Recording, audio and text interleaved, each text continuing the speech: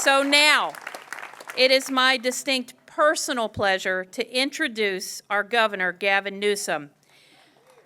We are so lucky in California to have a man of conviction steering our great state into the future.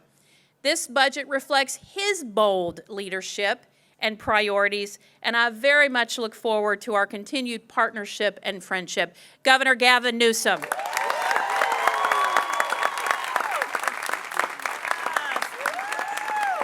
Thank you. Well, thank you all, sir, coming out. I know it's warm out there, so I'll try to be brief. I should probably go all Mayor Pete on you, shouldn't I? I got to take this off. I don't even know why I'm wearing a jacket. I do have my candidate, Kamala Harris. I just want to go on record. But I also want to go on record expressing deep gratitude. The purpose of this event, for my perspective, was to make public my private thoughts, and that is to express them to as many people as I can. Thank you to the Speaker. Thank you to the Pro Tem.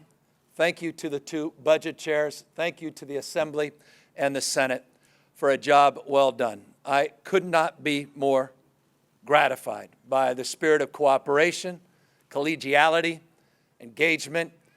We worked through some challenging issues, but we came across with a budget that I think reflects the collective wisdom, not just of us, but to each and every one of you. Yeah, you think George W. Bush is back. Talk about strategery or something. But we talk about budgets being statements of values. They are statements of values.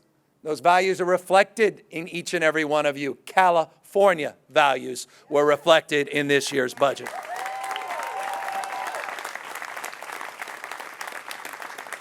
I've been at this, politics for a couple of decades. I had the privilege of being a mayor of a city and county for 7 years, member of County Board of Supervisors, but I've never worked with a group of folks so committed, so talented, so resolved to address some of the vexing issues we face in this state. It's hard to express. I know we get so consumed by day-to-day differences of opinion.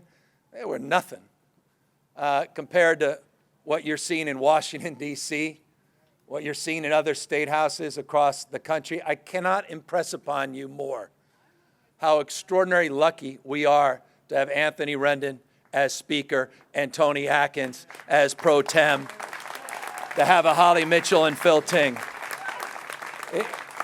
If you think I'm overdoing it, I'm not. Trust me.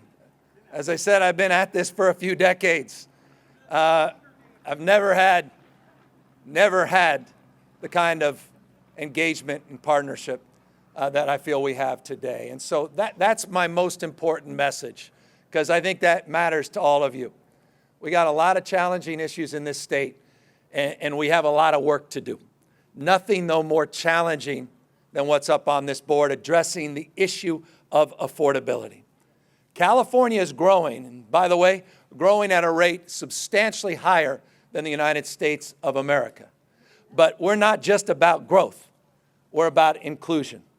We have to mind the gap between the haves and the have-nots. That's our mandate. You can't live in the richest and the poorest state and live in a just society. We have got to mind that gap. But we don't do it in a way that begrudges other people's success. We're not just focusing with respect on redistribution, we're focusing on pre-distribution, focusing on what the Speaker was focused on, and that is opportunity gap, focusing on the readiness gap. We focus a lot on the achievement gap, but the achievement gap is not just something that manifests after you get into kindergarten and you get into college. It's something that begins at the beginning. If we don't get serious about preschool, we're not serious about the achievement gap. And as the Speaker, we've been talking about that for years and years and years. He's been a demonstrable leader on this before he got in elected office. And I couldn't be more privilege to work with him and work with that incredibly talented team he assembled on that task force, advisory commission, to make the down payment on universal preschool, because we recognize we have a lot of more work that needs to be done. I love walking in, talking to the Senate budget chair. She starts talking to me about importance of CalWORKs and childcare, and I'm like shaking my head. She says, "Are you just shaking your head to indulge me?" I said, "I'm with you." She goes, "Are you with me?" I said, "I agree with you." She said, "Are you writing that down?" I said, "No, I agree with you." And because of her leadership, 25% increase this year in the CalWORKs program, 25% increase in one calendar year. That doesn't happen in many states. You know, we focus on childcare. You know, that 1.6 plus billion that the Pro Tem was talking about was focusing on the issue of childcare. And, you know, that was, of all the contributions, that was the one I was most impressed by. The collective wisdom of the legislature say, you know, your budget was nice in January, it's okay in May, but it's not good enough for us if we're going to get it done on July 1st. We need to up the ante on childcare. And I just want folks to know we did that. 12,500 new slots, $583.3 million of additional investment. Again, a down payment. That just didn't happen, was their leadership. You know, we talked a moment ago about that earned income tax credit. I know we lose folks, people saying EITC. Anytime you have two vowels, and consonant, people lose. They're like, I'm not watching Wheel of Fortune. I don't know what the hell you're talking about. But there are close to 1 million families that will know what we're talking about because we expanded the working families tax credit in this year's budget, $1,000 for families with children under the age of 6. Thank you, Phil Ting. That was in your January architecture. The assembly laid out, said this is a predicate. That will open the door to better conversations. I remember our first one we had in San Francisco. And you know what? Increasing that EITC by 2.5 times, that ain't so bad in one damn budget. So I just want to go on record bragging on that. Forgive my language. I can go on and on, by the way. These doctors are waiting for me to talk about Medi-Cal reimbursement rates. We got that done. But we also got something done no other state in America's. I don't even know they're even thinking about it. We didn't think about it. We're doing it. We talk a lot about low-income folks, but what about middle class? What about folks who are on the cusp, working 2-3 jobs? Folks that are earning as much as $150,000 that feel like they need a second or third job because even that's not enough to live for many people in this state. Well, in order to soften that blow, particularly on the issue of health care, California became the first state in the country, today became the first state in the country to provide subsidies for families earning as much as $150,000. They're going to get average on a monthly basis, $120, $122 every month to help them with their health care costs. Again, no other state in the country is doing that. Thank you to the medical community for leading on that. We appreciate you. And yes, to my friends at Fox News, I know we're keeping you in business and getting your advertising rates and clicks going. But we believe in universal health care. Universal health care is a right, and we're delivering it regardless of immigration status to everyone up to the age of 26. And we're going to get the rest of that done. Mark my words. We're going to make progress next year and the year after on that. That's what universal health care means, everybody. Not just some folks. It's the right thing to do, and it's the fiscally responsible thing to do.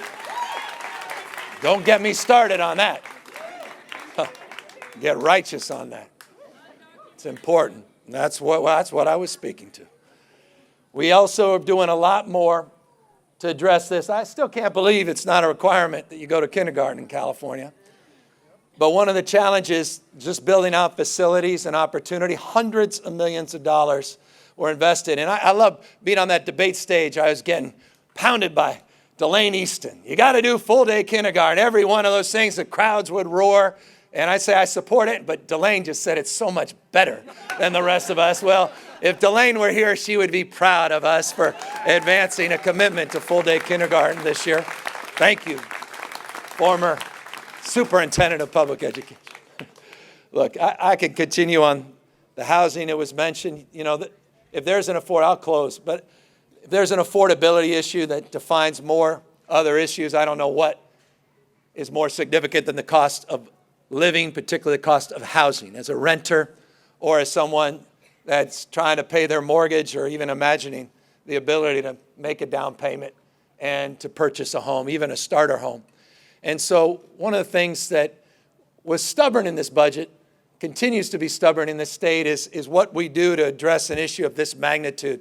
It took us decades to get into this place, decades to become 49th out of 50th in per capita housing units, decades to create the conditions that people are experiencing today. I don't want to overpromise we're going to get out of this overnight, but there's never been a budget in California history that did more to address the issues, and $1.75 billion to prove it, on tax credits, on revolving loan funds, on addressing the needs of cities and counties, large and small, to help with infrastructure costs and pre-development work. And so I want to thank the Assembly and the Senate for their work. We also created incentives and disincentives for communities that are unwilling or are very willing to participate in increasing production. So thank you to the Assembly and the Senate. That is heroic work. They're voting on that today in the Senate. They'll be voting on that this Friday in the Assembly. I know we will get that job. Thank you to the leaders assembled here today. That $1.57 billion and that package was a big deal. I hope you can give them a round of applause.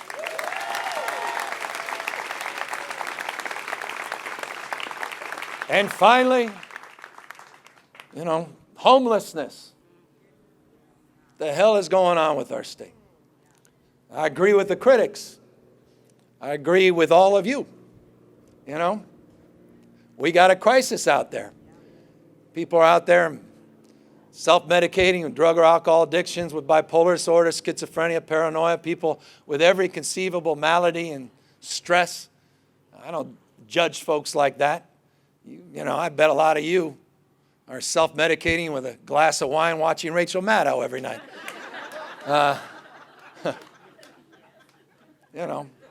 Don't begrudge someone that's struggling out there, that's been out on the streets 8, 9, 10 years. You got to meet people where they are. And you got to be sensitive to that. And you don't judge that.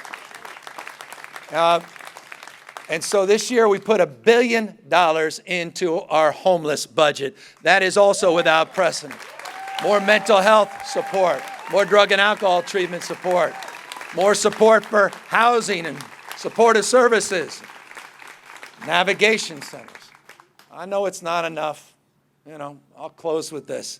I get it. We can go through that, said you could have done a little bit more here, there, more, help, Cal Grant A and B.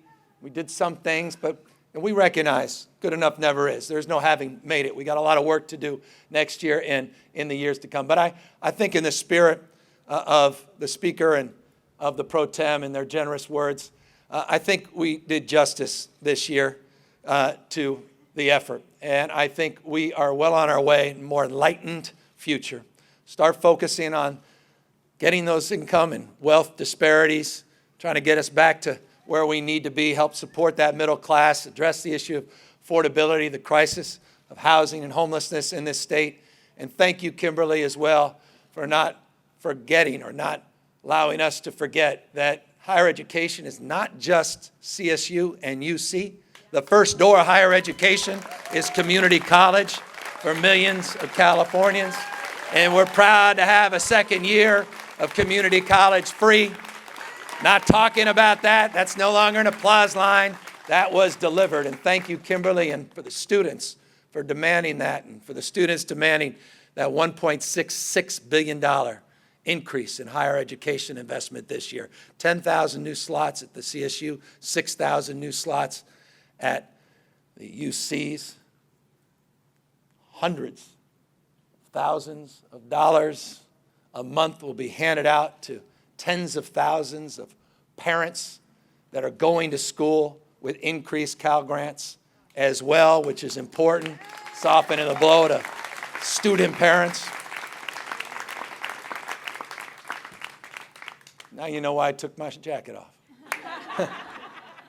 I could continue, but I just, again, want to thank all of you for indulging us, for giving us the privilege of this moment.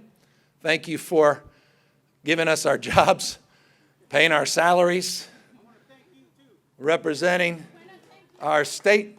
And thank you for being part of this magical place, California, the most diverse state in the world's most diverse democracy. And to Donald Trump, eat your heart out. We're running record surpluses. You're running record deficits. That's a California value that also speaks to this remarkable state. Thank you all very, very much.